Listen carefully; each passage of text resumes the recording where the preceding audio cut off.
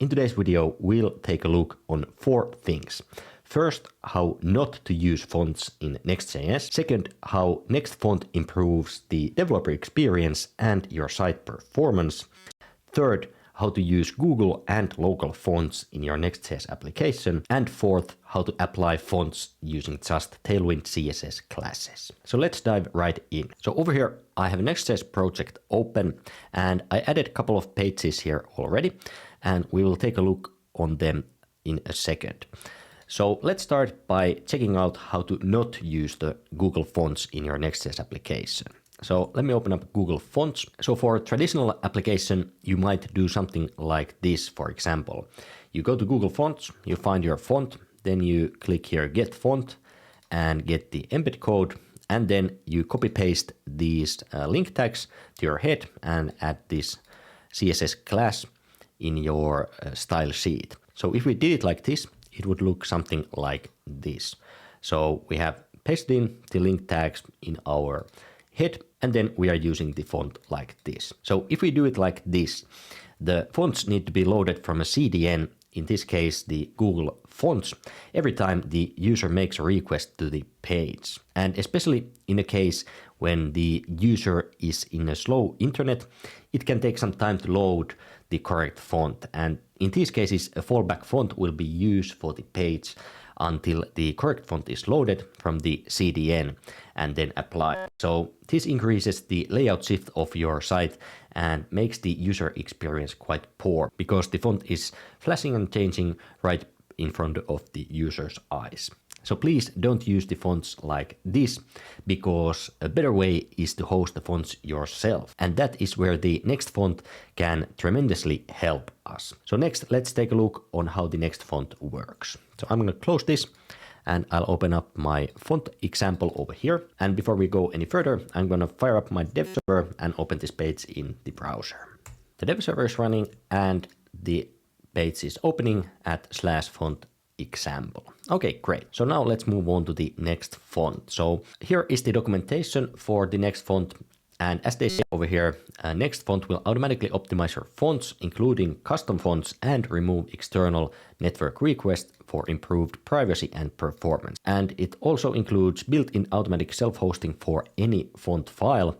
And this means that you can optimally load web fonts with zero layout shift. And this font system allows us conveniently use Google fonts with performance and privacy in mind, because the CSS and font files are downloaded at build time and self-hosted with the rest of your static assets. So this means that there is no requests made to Google from the browser. And that is because the font files and CSS is loaded when the application is built, and then they are shared with the rest of the static assets. So let's hop into our application and try it out. So let's add a custom font for this paragraph over here.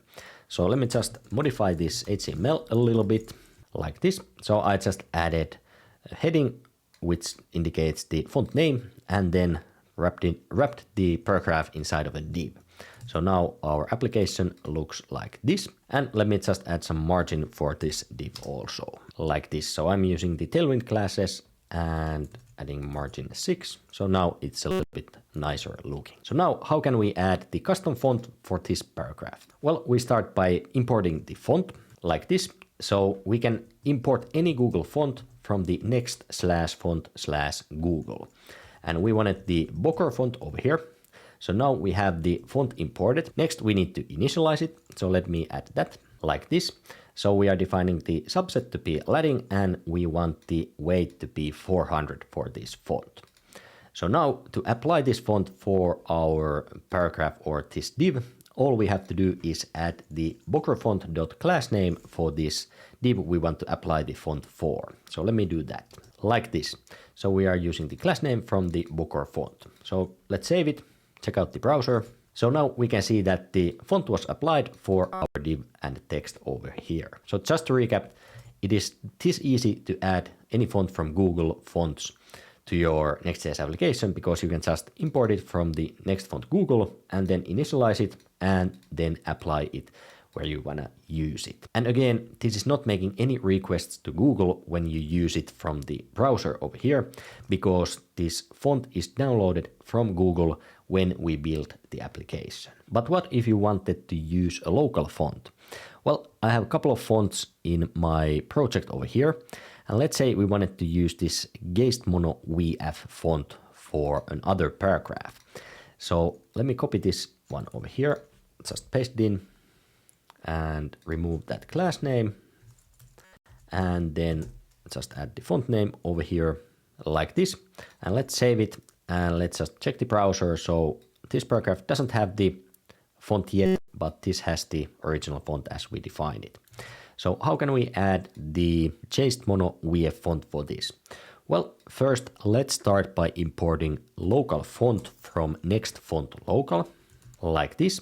So this is something we can use to import local fonts to our application. And then let's initialize the font like this. So we are calling the local font, and all we have to do is define the path for the font. So this is relative path for this file. And since we are over here, we want to go one folder up, and then in that folder we have the fonts, and over there we have the font file. So that's how you import the local font. And now the same way we applied this font over here, we want to apply the local font over here like this. So using the class name from that font. So let's save it and check the browser. Okay, we are getting an error. Let's see, it can't resolve the font. Okay, looks like I had a typo in there, like that. Let's save it and try again. Okay, so now it's working, and we can see that the font was applied for this paragraph over here. So far we have applied the fonts using the class name from the font variable, but we can also apply them using Tailwind CSS classes. So let's see how to do that. So let's say that I want to add this Bocker font with a Tailwind CSS class.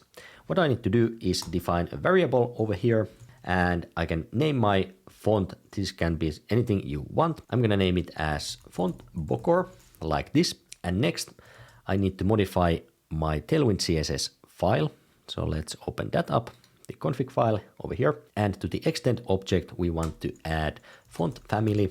And over here, we define the Tailwind CSS variable name. So I'm gonna say Boko, and that will equal an array with the font variable that we just defined. So let's add that like this.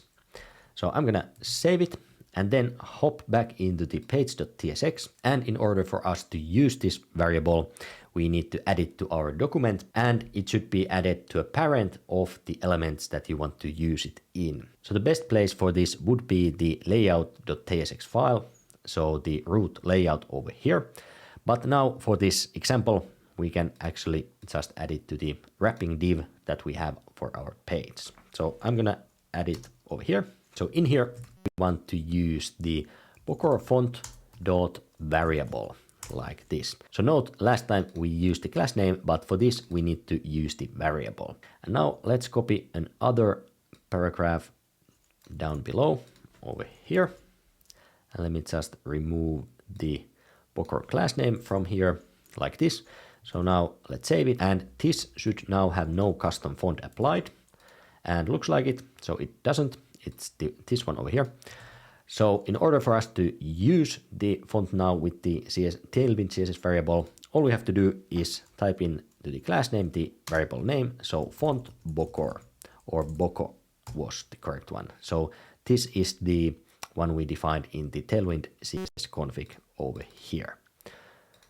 So now let's save it, switch back to the browser, and looks like our font is applied over here. So optimizing fonts is a great first step in improving your application performance. But what usually causes the big performance bottlenecks in applications is actually images. Next.js provides the next image component that can be used to optimize images. So watch this video on the screen next to optimize images in your application for better performance and user experience.